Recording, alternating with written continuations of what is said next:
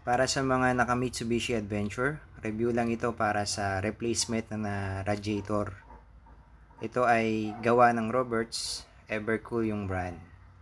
So kung titingnan nyo yung replacement na radiator, yan, meron na siyang libreng drain plug.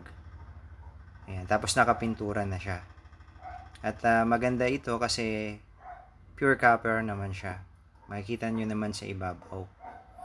Kung ikukumpara natin dito sa stock na radiator, yan. Kung papansinin niyo mas maliliit yung space ng rows ng stock kaysa sa replacement. Tingnan nyo, mas maluluwag yung space.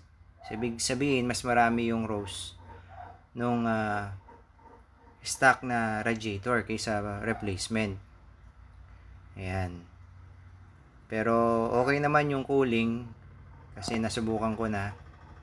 At gayon din yung mga mounting niya, wala namang problema, eksaktong eksakto. So wala na kayong babaguhin.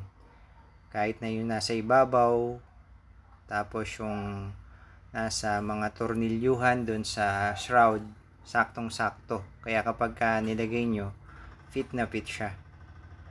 Kaya masasabi ko okay din naman ito. Yamang wala naman ako naging problema sa temperature ng Adventure.